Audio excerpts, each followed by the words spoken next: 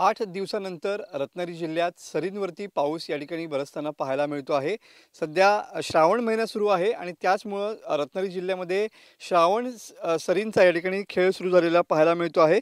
मध्यरात्री जिल्ह्यात अनेक ठिकाणी मुसळधार ते अतिमुसळधार या ठिकाणी पाऊस झाला। मात्र त्यानंतर सकाळपासून या ठिकाणी पावसाने विश्रांती घेतलेली पाहायला मिळते।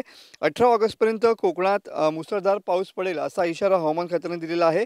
सध्या रत्नागिरी जिल्ह्यातील नद्यांची पातळी देखील स्थिर असल्याचं पाहायला मिळत आहे। तर पुढचे 2 दिवस कोकण किनारपट्टीवरचा समुद्र जो आहे तो खवळलेला असणार आहे। त्यामुळे खोल समुद्रातील वादळी परिस्थितीचा अंदाज घेऊनच या ठिकाणी मच्छीमारांनी मच्छीमारीसाठी जावं असं आवाहन सध्या हवामान खात्याने केलेलं पाहायला मिळत आहे। तर गेल्या वर्षीच्या तुलनेत यावर्षी 25% जो पाऊस आहे तो या ठिकाणी कमी झालेला पाहायला मिळतो आहे। आज दिवसभर देखील या ठिकाणी ऊन पावसाचा खेळ या ठिकाणी सुरू असल्याचं चित्र पाहायला मिळत आहे। बघू शकता की सध्या तब्बल 8 दिवसानंतर कोकणामध्ये या ठिकाणी पावसाच्या सरी या पाहायला मिळालेल्या आहे। सध्या श्रावण महिना सुरू आहे आणि अशातच श्रावण सरी जिल्ह्यामध्ये बरसताना पाहायला मिळत आहेत। मात्र 18 ऑगस्टपर्यंत या ठिकाणी कोकणामध्ये दमदार पाऊस पडेल असा इशारा देखील हवामान खात्याने दिलेला पाहायला मिळतोय।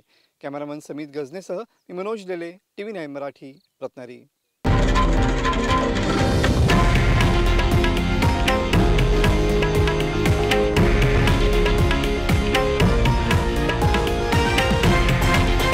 हे आहे देशातील नंबर 1 न्यूज नेटवर्क आणि आपण पाहत आहात TV9 मराठी, एकमेव।